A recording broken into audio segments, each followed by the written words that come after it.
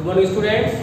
Yesterday we have studied the chapter second from book First Flight, Nelson Mandela a long walk to freedom. कल हमने जो आपकी जो book first flight है chapter number second उसका जो पार्ट 1 था उसको पढ़ा था।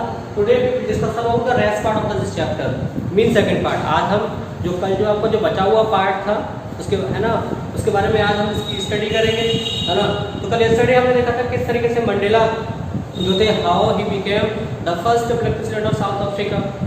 कल हमने बात की थी and how he celebrate his है ना द स्वेरिंग सेरेमनी। कल हमने बात की थी कि किस तरीके से जो मंडेला थे वो प्रेसिडेंट बने थे साउथ अफ्रीका के और किस तरीके से उनकी जो सेरेमनी थी उसको कितना ग्रैंड बनाने के लिए कहाँ से लोग आए हुए थे है ना और किस टाइप की गैदरिंग थी और क्या जो फीलिंग्स थी वो सारी उन्होंने शेयर की थी है ना।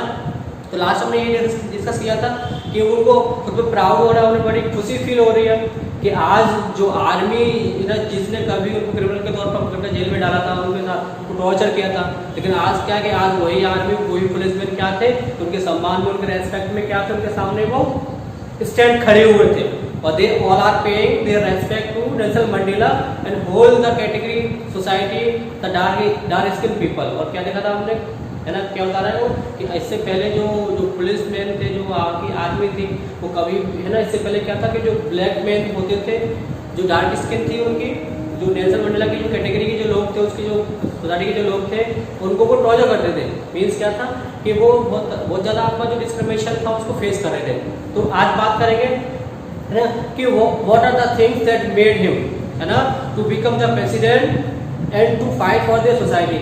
आज हम बात करेंगे कि कौन कौन सी डिफिकल्टीज को फेस किया नेल्सन मंडेला ने। कल तो बात की थी हमने कि उनका जो समारोह था उसको।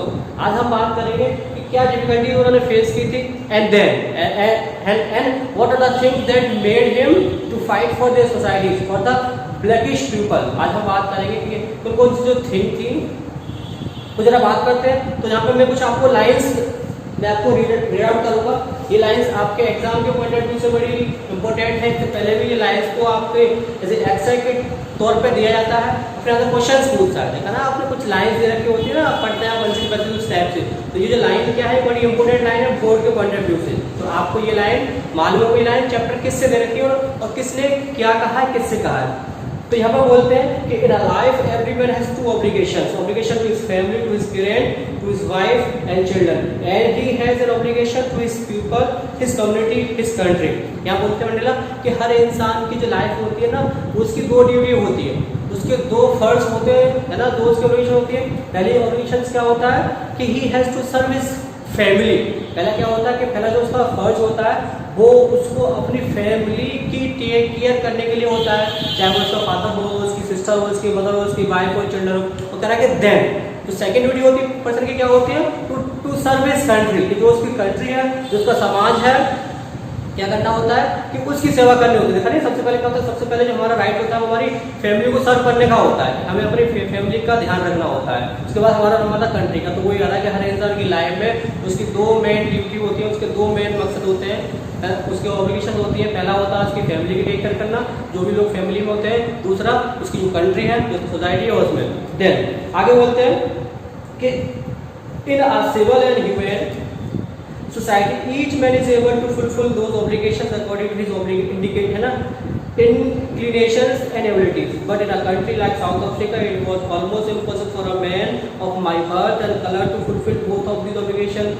कह रहा है कि in a civil country in a civil society a country there is a freedom, there is a constitution। कह रहा है कि एक देश जो कि सिविल है जो कल्चरल है, कह रहा है कि वहाँ पर इंसान के लिए इन दोनों ड्यूटी को फिल करना क्या है पॉसिबल है। वो आराम से हमारा कंट्री होता है, हमारा कंट्री इंडिया में क्या देखा है आपने क्या है कि हर इंसान को इक्वल राइट्स दे रखे हैं। Every person has equal rights है ना to serve his family, to feed his family and to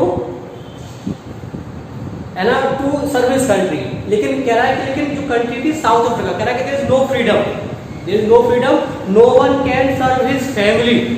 वहाँ कह रहा है कि लेकिन बात कर रहा है आप तो खैर नहीं, अब तो वहाँ पर भी आपका कॉन्स्टिट्यूशन है, आप सबको इक्वल राइट देते हैं। जिस टाइम पे मंडेला प्रेसिडेंट नहीं हुए थे उससे पहले बोल रहा है, कह रहा है कि वैसे अगर एक बात करें एक सिविल कंट्री की बात करें जो कल्चरल कंट्री है वहाँ पर क्या होता है हर इंसान को अधिकार दिए होते हैं, वो कुछ भी खाए कुछ भी पहने कुछ भी करे कुछ भी बोल सकता है। लेकिन कह रहा है कि लेकिन ओल्ड टाइम पर कह रहा है कि क्या था कि जो कंट्री थी साउथ में, वहाँ पर क्या था कि वहाँ पर इंसान को इक्वल राइट्स नहीं थे, फ्रीडम नहीं थी। वहाँ पे क्या था कि दे आर फेसिंग इनजस्टिस, वहाँ पे क्या था इनक्वालिटीज थी। तो ये बोलते हैं, कह रहा है ये बात कब हो रही है, ये बात हो रही है उनके प्रेसिडेंट बनने से पहले। और क्या बोलते हैं कि वहाँ पे क्या होता है कि in South Africa a man who tried to fulfil his duty to his people was inevitably ripped from his family and his home and was forced to live a life apart twilight existence of secrecy rebellion. आगे क्या बोलते हैं, आगे बोलते हैं लेकिन south Africa में क्या था कि जो भी person who is trying to fulfil his family's needs, society है ना, कि they all are decline, they are forcefully है ना किक आउट। वहाँ पे क्या था कि जो लोग साउथ अफ्रीका थे, जो लोग ब्लैक सोसाइटी से थे, क्या था कि अगर वो अपनी फैमिली को फीड करना चाहे, यानी वो अगर अपने हक की बात करते तो क्या होता, तो उनके साथ में डिस्क्रिमिनेशन होता, पार्शियलिटी होती। उनके साथ में क्या था, मतलब उन लोगों को ऐसा करने के लिए वहाँ पर परमिशन नहीं थी, वो ऐसा नहीं कर पाते, यही बोलते कह रहे है ना।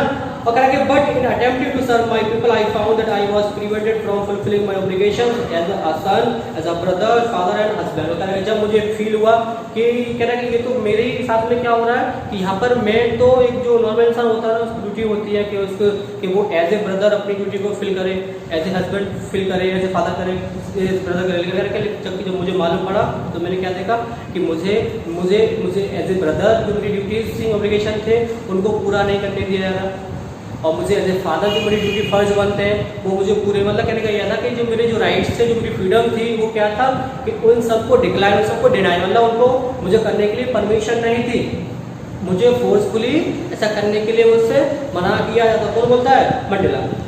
आगे बोलते हैं कि I was not born with the hunger to be free, I was born free, free in every what I could know, free to run in the fields near my mother's heart, free to swim in clear stream that ran through my village, free to roast beef and under stars ride the roads backs of slow moving bulls, as long as I obeyed my father and abided by the custom of tribe, I was not troubled by the law of the man of God. कह रहा है कि I was not born with hunger to feed. कह रहा है कि अब बोलते हैं कि मुझे जो फ्रीडम थी उसकी हंगर कैसी, मतलब कहने का यह है कि जो मैंने जो लड़ाई लड़ी थी, है ना, कह रहा है कि मुझे बचपन से कोई शौक नहीं था कि मैं फ्रीडम की लड़ूं, लेकिन कह रहा है लेकिन जब मैं छोटा बच्चा था तो मुझे इस चीज़ का पता भी नहीं था फ्रीडम क्या है, कि हमारे साथ में क्या इंजस्टिस किया जा रहा है।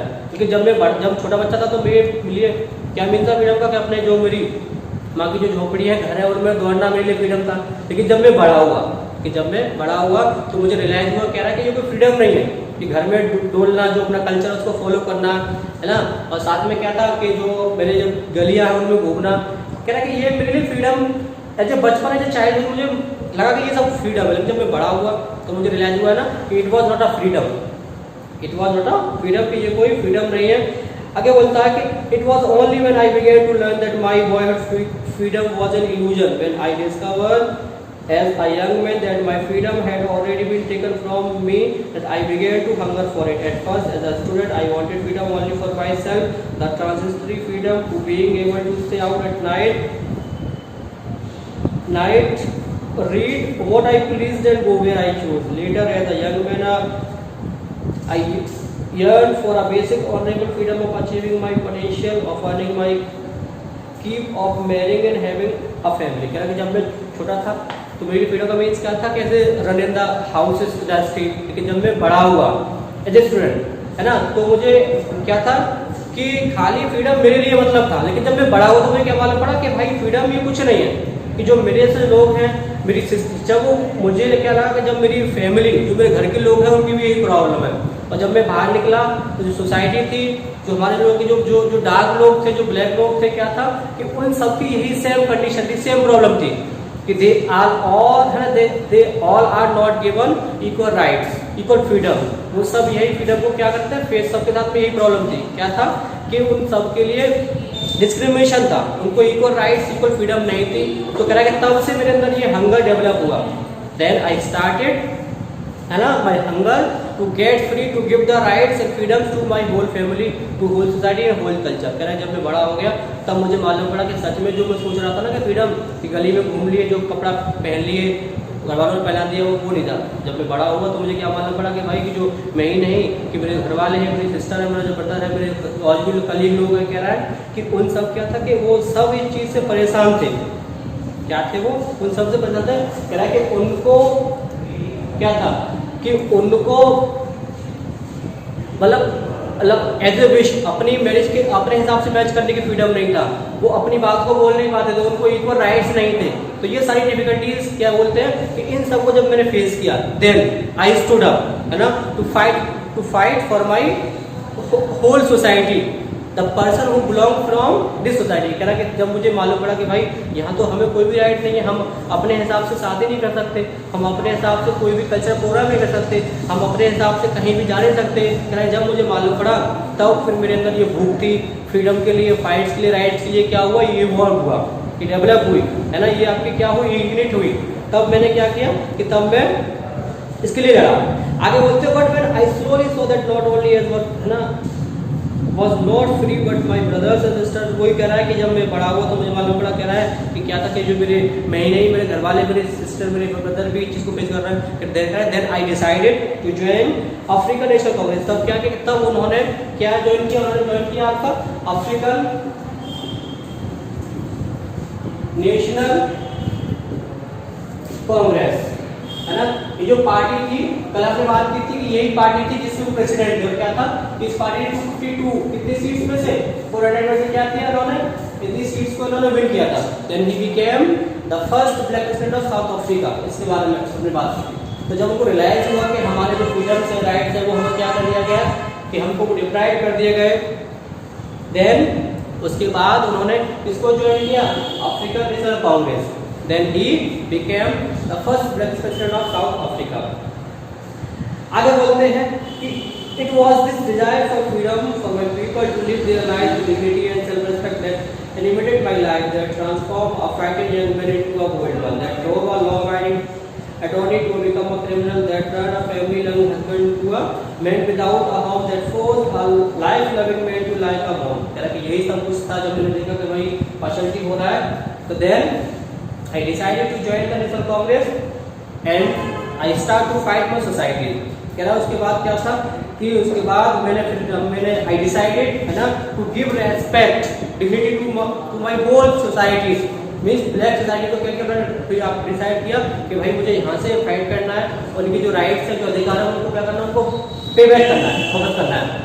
कह रहा उसके बाद क्या था कि then the transform frightened young man into a bold man. तब से जो एक फ्राइटेंड मैन था, एक डरा हुआ लड़का, वो बोल्ड मैन बन गया। और एक लविंग हस्बैंड क्या हो गया, मतलब कहने का गया कि उनको अपनी जो भी जो फैसिलिटीज थी, वो कभी उनकी फैमिली थी, उनको फैमिली से दूर रहना पड़ा। कभी वो डरे हुए थे, वो अपनी बात को बोल नहीं पाते, लेकिन उन्होंने क्या किया, तो उन्होंने बोलना शुरू कर दिया, तो बोल्ड बन, मतलब पहले बोलने वाले बन गए। और जब उन्होंने लड़ा जेल में, तो कभी भी बड़े सीधे साधे थे, सारे लॉज को, कानून को मानने वाले। देन क्या हो गया, उसके बाद फिर उनको एज ए क्रिमिनल की तरह उनको ट्रीट किया गया। तो बोलते किस तरीके से ये सब चीजें, तो मुझे भी शौक नहीं था, है ना, कि आई हैव टू, है ना, I have to left my family, मुझे भी अपनी फैमिली छोड़नी पड़ी थी, बिकॉज, है ना, because I have to fight for society, क्योंकि मुझे अपनी सोसाइटी के लिए क्या था, लड़ना था। इसलिए मुझे एक एज ए मॉन्क, मतलब साधु संत जो होते हैं, कि मुझे एक साधु संत की तरह क्या था कि मुझे अपना जीवन बिताना पड़ा, लड़ना पड़ा, मुझे जेलों में रहना पड़ा, ये सब बोलते हैं, है ना। तो कह रहा कि यही सारी वजह थी जब मैंने देखा कि मेरा जो इतना जो मेरा जो सोसाइटी है, जो हमारे जो डार्क किस्म के जो लोग हैं, उनको इतना ऑप्रेस किया जा रहा है, पार्शियलिटी इनजस्टिस किया जा रहा है, ये सारी चीज़ों से मुझे रहना पड़ा। आगे बोलते हैं कि I knew that the oppressor must be liberated just as surely as the oppressed. A man who takes away another man's freedom is a prisoner of hatred. He is locked behind the bars of prejudice and narrow-minded. I am not truly free if I am taking away someone else's freedom, just as surely as I am not free when my freedom is taken from me. The oppressed and oppressor alike for robbed for their liberty। कह रहा कि आगे बोलते कि I knew that operation must be liberated just as surely oppressed. कह रहा कि मुझे पता है कि जितनी जलन, जितना जो दुख, जो हेट, जो एक पर्सन जो ऑप्रेस्ड है, मतलब जिसको दबाया गया है, जितनी हेट उसके अंदर, कह रहा है कि इतनी हेट किसके अंदर है, जो ऑप्रेसर है, जिसने दबाया गया है। इस तरह का क्या है कि यहाँ पर जो लोग हैं वो इक्वली दोनों बैलेंस्ड है, मतलब इक्वली रेस्पॉन्सिबल है। एक जो जिसके साथ में इंजस्टिस किया गया है, इसके साथ में पार्शलिटी के लिए वो भी इतना ही मतलब दुखी है, इसके अंदर से इतना आग भरी हुई है, कह रहा है उतना ही क्या है कि जो कर रहा है तो वो क्यों कर रहा है, क्योंकि उसके जहन में ना, उसके माइंड में जब वो ग्रो होता था उसके माइंड में डाल दिया गया कि ये काले लोग हैं, इसको आपको हेट करना है, इससे दूर रहना है, कह रहा कि ये सारी चीजें थी। लेकिन आगे बोलते हैं कि लेकिन कह रहा कि मैं सोचता हूँ कि किसी का हक छीनने से, किसी के साथ में लड़ने से क्या होगा कि ये भी फ्रीडम नहीं है कि हम अपनी फ्रीडम के लिए किसी दूसरे की फ्रीडम को क्या कर लें, हम उसको छीन लें, उसको है ना उससे ग्रैस्प कर लें। कह रहा कि ऐसा भी नहीं हो सकता, कह रहा कि ये भी फ्रीडम नहीं है। मीन्स कह रहा क्या है कि in a same society both the people है ना, whole the society live together freely है ना, on each and every given equal right. मतलब मीन्स कह रहा क्या बोलते हैं वो, कह रहा है कि यहाँ पर जो मीन्स हमारा मीन्स क्या था कि जो भी आपके जो डार्क जो स्किन के जो लोग थे, जो फेयर वाले थे ना, जो गोरे थे काले थे, कह रहा कि वहाँ पर क्या हो कि दोनों इक्वल राइट से रहना ही हमारा मकसद था। कह रहा मैंने ऐसा नहीं कहा था कि नहीं कि अब मैं खड़ा हो गया तो अब जो अंग्रेजों जो बुरे लोग थे उन्होंने जो पार्शलिटी किया है, जो उन्होंने हमारे साथ में किया है कि हम भी वैसा उनको करेंगे नहीं। कह रहा क्या हमारा मकसद क्या था कि हमारे जो राइट्स हैं वो हमें भाई मिलने चाहिए, और उन्होंने जो किया वो नहीं, फिर फायदा फिर दोनों में कोई इक्वलिटी नहीं रही, फिर दोनों में कोई भी आपका बोलता डिफरेंस नहीं था कि अगर हम भी ऐसा करते तो उसमें वही बताया गया। तो स्टूडेंट्स ये इसकी स्टोरी थी। आई होप चैप्टर आपके समझ में आ गया होगा।